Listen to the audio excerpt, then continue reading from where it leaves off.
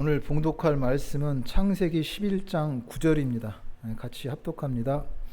그러므로 그 이름을 바벨이라 하니 이는 야훼께서 거기서 온 땅의 언어를 혼잡하게 하셨음이니라. 야훼께서 거기서 그들을 온 지면에 흩으셨더라. 아멘. 오늘은 그들을 온 지면에 흩으셨더라 제목으로 같이 은혜를 나누도록 하겠습니다. 하나님께서는 시날 땅에서 바벨탑을 쌓는 그들을 온 지면에 흩으셨습니다. 너희는 세상에서 바벨탑 쌓는 사람이 아니라는 말씀입니다. 너희는 그런 것으로 하늘에 오르는 사람이 아니라는 말입니다.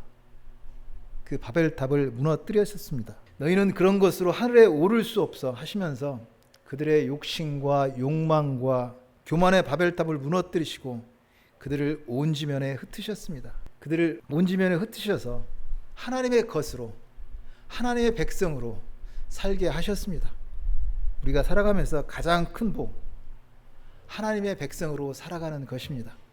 오늘은 그들을 온 지면에 흩으셨더라 제목으로 같이 은혜를 나누겠습니다. 여러분, 세상에서 영원한 것을 무엇이라고 생각합니까? 세상에서 참으로 영원한 것이 있습니까? 우리가 영원이라는 단어를 쓰긴 쓰는데 정말로 세상에서 영원한 것은 아무것도 없습니다. 오직 하나님만이 참으로 영원하다고 할 수가 있습니다. 영원하신 하나님, 그 하나님은 전지전능하시고 참으로 아름다우신 하나님이십니다. 그렇다면 그 하나님께서, 전지전능하시고 아름다운 하나님께서 창조하신 세상 얼마나 아름다울까요? 제가 이렇게 말씀드리는 것은 제가 그린 그림하고, 예를 들어서 피카소가 그린 그림하고 비교를 한다면 뭐가 더 아름다워요? 그 물어볼 것을 물어봐야지 그런 걸 질문을 해요. 당연히 피카소죠. 그 말을 해도 뭐 질문이 되는 질문을 해야죠. 마찬가지로 그 전지전능하신 그 아름다우신 하나님께서 창조하신 세상 얼마나 아름다웠을까요? 우리가 세상을 보면서 그 하나님의 창조의 아름다움을 느낄 수가 있습니다. 뜨는 해를 한번 생각해 보세요. 참으로 말로 형언할 수 없는 장관입니다. 그 바닷가에서 뜨는 해를 바라볼 때 그 떠오르는 해, 참 말로 이루 형언할 수 없는 장관입니다. 그 반대로 지는 해를 바라볼 때 가슴이 먹먹하고 감동이 돼서 때로는 어쩔 때는 눈물이 납니다. 찌는 듯한 그 떼약볕 아래 나뭇잎들이, 그 한여름 떼약볕 아래 나뭇잎들이 바람에 살랑살랑 흔드는 거 보면은 마치 보석 같아요. 녹색이 어떻게 그렇게 아름다운지, 살랑살랑거리면서 그 바람에 흔들리는 나뭇잎들 마치 아름다운 보석 같습니다. 우리가 무심히 지나가는 풀 한 포기, 꽃 한 포기, 가던 발걸음 멈춰서 가만히 쳐다보고 있으면은 하나의 우주를 보는 듯합니다. 그런데 하나님이 창조하신 자연의 생물, 이렇게 참 아름답고 감동입니다. 그런데 말입니다, 지금 우리가 보고 있는 세상, 그것은 홍수 심판 이후의 세상입니다. 하나님의 홍수 심판 이후의 세상이에요. 그것이 이렇게 아름다운 것이라면 하나님께서 처음에 홍수 심판 전에 창조하신 그 세상은 얼마나 아름다웠을까 라는 생각을 해봅니다. 그런데 사람의 죄악이 세상에 가득함과 그의 마음으로 생각하는 모든 계획이 항상 악할 뿐임을 보시고 땅 위에 사람 지으셨음을 한탄하셨습니다. 그래서 하나님께서는 사람으로부터 가축까지 땅에 기르는 모든 것과 하늘을 나는 새와 모든 것을 멸하기로 작정하셨습니다. 하나님은 홍수 심판을 통해서 세상의 모든 것을 멸하기로 작정하셨습니다. 근데 우리가 여기서 한 가지 많은 사람들이 오해하는 것은 그 노아의 홍수 심판은 어느 국지적인 그런 사건이라고 생각하기 쉽습니다. 그러니까 중동 지역의 어느 지역에 일어난 그 홍수 심판의 사건, 이렇게 생각할 수 있습니다. 그렇지 않습니다. 홍수 심판은 전 지구적인 사건입니다. 이 지구가 있다면은 지구 전체, 국지적인 어떤 중동 지방의 사건이 아니라 지구 전체에 일어났던 그 심판입니다. 근데 여기서 우리가 하나 또 생각해 볼 것은, 노아 당시에 세계 인구에 대한 정확한 수치는 성경이나 고고학 자료에 명확하게 기록되어 있지 않습니다. 그러나 학자들의 추정에 의하면은 그때 노아 당시의 인구는 최소 수백만 명, 최소 수백만 명에서 최대 수억 명이라고 이렇게 짐작하고 있습니다. 그렇지만 말입니다.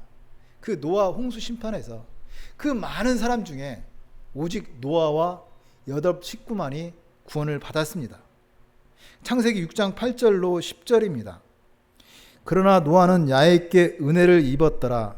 이것이 노아의 족본이라. 노아는 의인이요 당대의 완전한 자라. 그는 하나님과 동행하였으며 세 아들을 낳았으니 셈과 함과 야벳이라. 그 하나님의 홍수 심판을 통해서 모든 것이 죽었습니다. 다 죽었습니다. 그러나 노아는 야훼께 은혜를 입었습니다. 그 심판 가운데 모든 것이 심판인데 노아와 8 식구는 그 심판 가운데 구원을 받았습니다. 세상을 아름답게 창조하신 하나님, 심판으로 끝내는 분이 아닙니다. 하나님의 홍수 심판은 무자비한 파괴가 아니라 악에 대한 정당한 응징이었습니다. 하나님은 마음이 아프셨지만 심판하셨습니다. 홍수 심판은 단순한 분노가 아니라 회복하시고 새롭게 하시는 좋으신 하나님이십니다. 홍수 심판 가운데 드러난 하나님의 은혜입니다. 세상은 홍수 심판으로 모든 것이 사망인데 그 가운데 하나님의 은혜로 구원을 받은 노아와 8 식구가 있었습니다. 그 노아 홍수 심판으로 구원받은 노아의 가족들, 바로 저와 여러분을 예표합니다. 허물과 죄로 죽었던 사망 가운데 십자가 보혈로 구원받은 저와 우리를 예표하고 있습니다. 서론이 좀 길었다면요, 오늘 이야기는 바로 그때 있었던 일입니다. 홍수 심판을 통해서 모든 것이 죽고 노아의 아들들 그 셈과 함과 야벳을 통해서 인류는 번성해 나갔습니다. 그들이 동방으로 옮겨가다가 시날 땅에서 자리를 잡았습니다. 시날 평지를 만나서 거기에서 자리를 잡고 그들은 벽돌을 구워서 돌을 대신하고 그리고 역청으로 진흙을 대신해서 건설을 시작했습니다. 도시를 건설하고 도시 안에 탑을 쌓아서 탑 꼭대기를 하늘에 닿게 하고 우리의 이름을 내고 흩어짐을 면하자고 했습니다. 그것을 보신 하나님, 이들이 한 족속이요 언어가 하나이므로 이같이 하였으니 그렇다면 앞으로 그들이 하고자 하는 것은 무엇인지 하지 못할 일이 없을 것 같다. 앞으로 저들이 무슨 일을 저지를지 모르겠구나. 그래서 하나님은 거기서 온 땅의 언어를 흩으셨습니다. 그들이 서로 알아듣지 못하게 하시고 그들을 온 지면에 흩으셨습니다. 그러므로 그 이름을 바벨이라고 했습니다. 바벨은 혼잡하다, 뒤섞다는 의미입니다. 그래서 하나님은 그들을 온 지면에 흩으셨습니다. 그들을 온 지면에 흩으시니라. 근데 우리가 여기서 한 가지 생각해 볼 것이 있습니다. 인간이 모여서 살면서 서로 도와주면서 착하게 좋은 사회, 건강한 사회, 그래서 아름다운 사회를 만들어 가자고 하는 거 나쁜 거 아니잖아요. 하나님은, 근데 왜 하나님께서는 심술궂은 영감님도 아니고 사람들이 모여서 서로 도와가면서 좋은 사회를 만들어 살겠다는데 그것을 흩으냐는 생각입니다. 왜 하나님께서는 그걸 흩으시냐고요. 그렇지만 하나님은 인간들이 서로 도와주며 아름다운 사회를 만드는 것을 시기 질투하시는 분도 아니고 심술사나운 영감님도 아닙니다. 하나님은 오히려 인간의 아름다운 공통체를 축복하시는 분이십니다. 여러분 한번 생각해 보세요. 태초에 하나님께서 천지를 창조하시고 하나님의 형상대로 사람을 창조하셨습니다. 그래서 하나님께서 아담을 창조하셨는데 아담이 독초하는 것이 좋지 않으니까, 혼자 사는 것이 좋지 아니하니 내가 그를 위하여 돕는 배필을 지으리라 하시고 아담에게 하를 만들어 주셨습니다. 그래서 가정을 만드시고 축복하셨습니다. 생육하고 번성하여 땅에 충만하라 축복하셨습니다. 이후에 아브람과 이삭과 야곱을 통해서 그 선민 이스라엘 민족을 만드시고 하나님은 그 예수 그리스도로 말미암아 이루어질 하나님의 나라, 그 공동체를 예표하셨습니다. 하나님은 그렇게 공동체를 기뻐하시고 축복하십니다. 그래서 시편 133편 1절에도 보면은 보라, 형제가 연합하여 동거함이 어찌 그리 선하고 아름다운고 머리에 있는 보배로운 기름이 수염 곧 아론의 수염에 흘러서 그의 옷깃까지 내린 같고 헐몬의 이슬이 시온의 산들에 내린 같도다. 거기서 야훼께서 복을 명령하셨나니 곧 영생이리라. 하나님은 인간의 그 아름다운 공동체를 기뻐하시고 축복하시는 하나님이십니다. 그래서 신약에서도 보면은 두세 사람이 내 이름으로 모인 곳에 나도 그들 중에 있다고 말씀하십니다. 또 히브리서 10장 25절에 보면 모이기를 패하는 어떤 사람들의 습관과 같이 하지 말고 오직 권하여 그날이 가까움을 볼수록 더욱 그리하자. 하나님은 모이기를 기뻐하시고 축복하시는 하나님이십니다. 마지막이 가까울수록 우리는 더욱 모이기에 힘쓰고 하나님이 기뻐하시는 교회 공동체의 일원으로 사랑하고 헌신하며 살아가기를 소망합니다.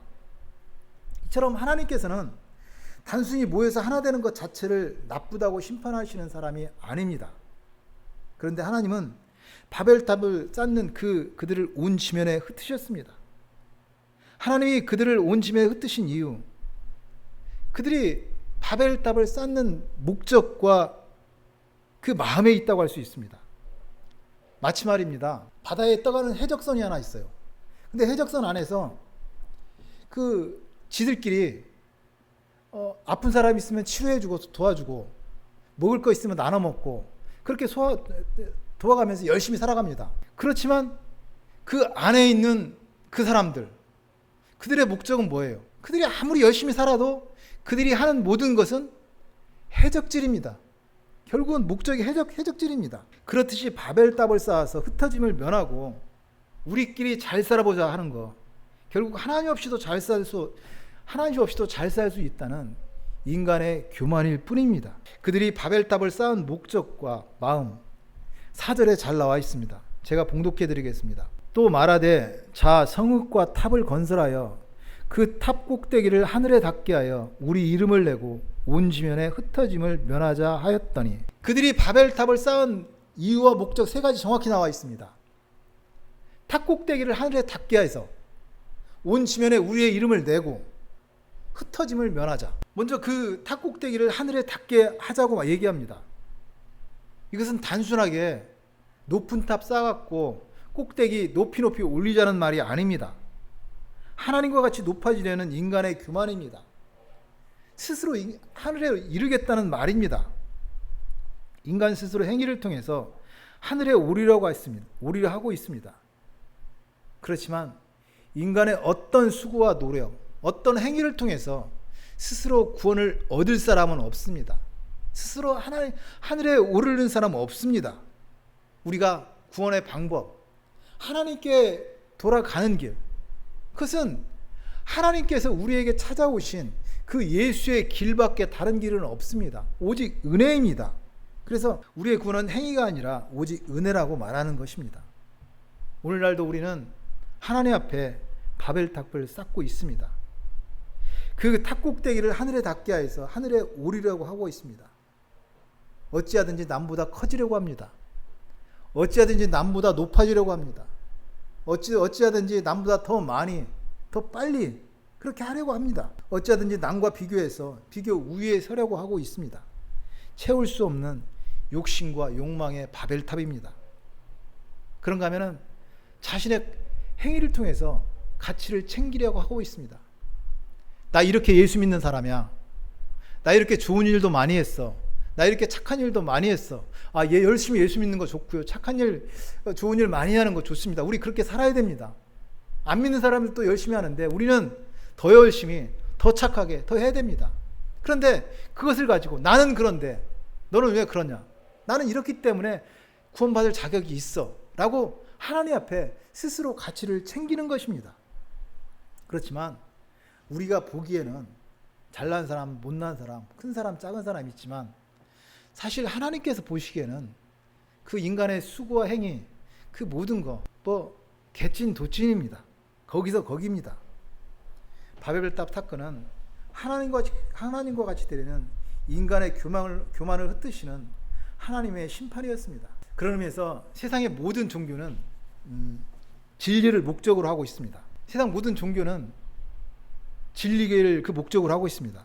그래서 사람들은 심오한 철학이나 많은 지식을 이렇게 갖고서 지식적인 사람이 되면은 진리에 이를 수 있다고 생각합니다. 그런데 단언컨대 면벽 30년이나 어떤 도인이라도 아무리 많은 지식을 가지고 그 어떤 스펙을 가지고 지식을 가졌다고 할지라도 참으로 완전히 진리를 깨닫고 완전한 진리에 도달했다고 할 수 있는 사람은 아무도 없습니다. 어떤 수고와 노력도 어떤 철학과 지식으로도 높은 탑을 쌓아도 할 수 없습니다. 세상에 어떤 것도 영원한 진리가 될 수 없습니다. 오히려 세상의 지식은 식자 우환일 경우가 더 많습니다. 오직 예수 그리스도만이 영원한 진리입니다. 십자가의 은혜를 모르고 진리를 알 수가 없습니다. 그런 의미에서 저와 여러분은 예수를 먹고 마신 사람들이잖아요. 진리를 아는 사람이 아니라 우리는 진리가 되어버린 사람입니다. 어쨌든 이 진리 쪽에 대해서는 다음에 더 심도 있게 시간이 되면 은혜 나누기로 하고요. 이 진리에 이르는 길을 그러면 바벨탑과 비교해서 한번 설명해 보겠습니다. 세상의 모든 종교는 자력 종교입니다. 스스로 바벨탑을 쌓아서 구원에 이르는 자력 종교입니다.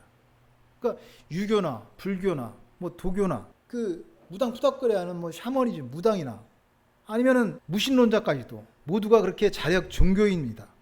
자력 종교라는 것은 내가 열심히 노력해서 고행과 수행을 하고 득도르에서 해탈하고 생로병사에서 벗어나서 열반에 들어가고 다음 세상에 좋은 곳에서 태어난다는 그런 생각입니다.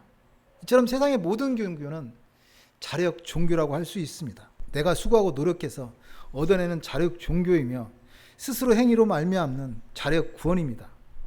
그러나 진리에 이르고자 평생을 용맹정진하고 그런 어떤 누구도 이것이 진리라고 하는 사람은 없습니다. 나는 이렇게 스스로 노력해서 구원받았다고 하는 사람은 아무도 없습니다. 오히려 그 마지막은 내 죄가 수미산보다 높다고 한탄할 뿐입니다. 그러나 반대로 우리 기독교만은 타력 종교입니다. 나는 죄로 말미암아 사망에 처해서 불가능한 존재였는데 하나님의 사랑이 예수 십자가로 나를 구원하여 주셨습니다. 나보다 나를 더 잘 아시는 그 하나님의 사랑이 우리를 구원하셨습니다. 우리의 구원은 내가 아니라 하나님입니다. 오직 하나님의 은혜입니다. 우리의 구원은 내가 바벨탑을 쌓아서 올라가는 그 자력이 아닙니다. 나는 할 수 없음에도 불구하고 웬 말인지 웬 의뢰인지 불가항력적인 은혜로 그 타력입니다. 나는 할 수 없음에도 불구하고 타력으로 부어지는 불가항력적인 은혜입니다. 그래서 우리는 불가항력적인 그 은혜 앞에서 나는 아무것도 할 수 없네 라는 그런 생각을 합니다. 논리적으로 맞습니다. 참 복음을 안다면은 그 생각할 수밖에 없습니다. 구원이 그 모든 것이 하나님의 전적인 은혜라면은 내가 할 것은 없다는 거 맞습니다. 그래서요. 우리 교회 안에서도 보면은 그래서 가짜는 그럼 나 이렇게 아무렇게 살아도 되네? 그래서 막 삽니다. 그래서 아무렇게나 살다가 지 맘대로 살다가 지옥 갑니다. 그러나 진짜는요. 그럼 내가 그런 사람이야? 그 하나님의 사랑과 은혜 앞에 감동할 수밖에 없고 감격할 수밖에 없습니다. 하지 말래도 더 합니다. 더 열심히 사랑하고 더 열심히 섬기고 더 열심히 신앙생활합니다. 말씀 읽고 기도하고 그것이 조건이 아니라 내게 부어주시는 그 불가항력적인 하나님의 사랑과 은혜를 알기 때문에 그냥 모든 것이 그저 감사합니다. 감동하면서 그렇게 살아갑니다. 우리는 바벨탑을 쌓는 것이 아니라 이 세상에서 예수의 탑을 쌓는 사람입니다. 바벨탑을 쌓는 사람은 스스로 행위와 업적으로 자신의 가치를 챙깁니다. 나는 이렇게 예수 믿고 산다고 자신을 드러내는 사람입니다. 그러나 예수의 탑을 쌓는 사람은 불가항력적인 그 하나님의 사랑과 은혜 앞에 그것을 알기에 감동하고 감사하며 삽니다. 일생을 예수 잘 믿으시고 예수의 탑을 쌓으며 살아가기를 축복합니다. 신화평지에서 그들이 바벨탑을 쌓는 두 번째 목적이 있습니다. 우리의 이름을 내자고 합니다. 하나님의 이름이 아니라 우리의 이름을 내자고 말합니다. 이것은 내가 중심이 되어서 인간의 중심이 되어서 살아가고자 하는 그 자아 우상 숭배입니다.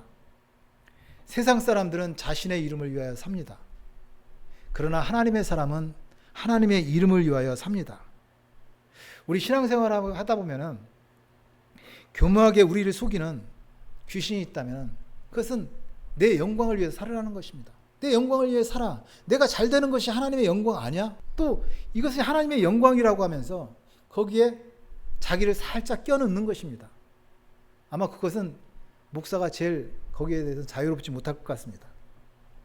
어쨌든 그렇게 하나님의 영광이라고 하지만 그 속에 자신의 영광을 살짝 끼워 넣어서 어디서도 죽지 못하는 내가 아는 그 나라는 중심성의 귀신입니다. 호랑이는 죽어서 가죽을 남기고 사람은 죽어서 이름을 남긴다는 말이 있습니다. 세상에 많은 영웅 호걸들이 이 땅에 왔다 가며 부귀영화를 위해 살다 죽었습니다. 그들 모두 자신의 이름 석자를 남기고 갔습니다. 그러나 우리는 하나님의 이름을 위하여 사는 사람들입니다. 우리의 이름을 내자라고 하는 거 하나님처럼 되고 싶어하는 인간의 교만입니다. 마귀의 자식은 자신의 이름을 위하여 사는 사람입니다. 그러나 하나님의 사람은 하나님의 이름을 위하여 삽니다. 죄 있는 자는 궁창의 빛과 같이 빛날 것이요 많은 사람을 옳은 대로 돌아오게 하는 자는 하늘의 별과 같이 영원토록 빛나리라. 우리는 하나님의 이름을 위하여 살다 영원히 빛나는 하늘의 별처럼 하나님의 나라에 가는 사람들입니다.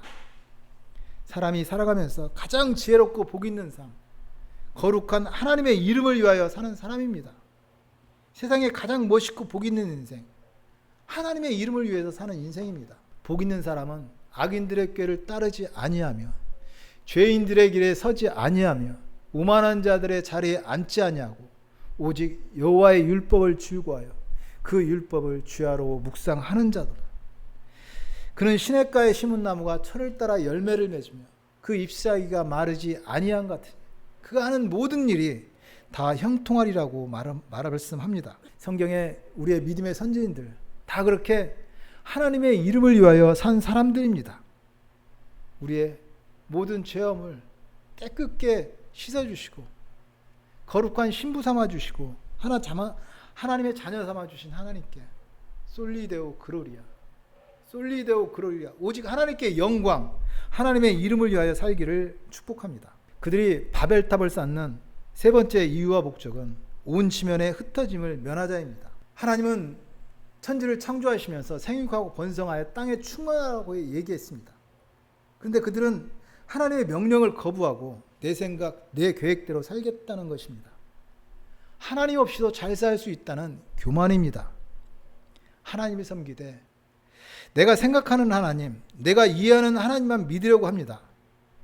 우리끼리 모여서 하나님 없이도 좋은 사회, 건강한 사회, 좋은 사회, 아름다운 사회를 만들자고 이야기합니다. 하나님 없이도 잘 살 수 있다는 교만입니다. 그래서 하나님께서는 바벨탑을 쌓는 그들을 온 지면에 흩으셨습니다. 이것을 묵상하다가 예수님께서 그 하나님의 나라에 대해서 비유로 말씀하신 것이 생각이 났습니다. 마태복음 10장 34절로 36절입니다. 내가 세상에 화평을 주러 온 줄로 생각하지 말라. 화평이 아니요 검을 주러 왔노라. 내가 온 것은 사람이 그 아버지와 딸이 그 어머니와 며느리가 시어머니와 불화하게 하려 함이니 사람의 원수가 자기 집안 식구니라. 예수님은 내가 화평을 주러 온 줄로 생각하지 말라고 하고 있습니다. 나는 검을 주러 왔다고 합니다.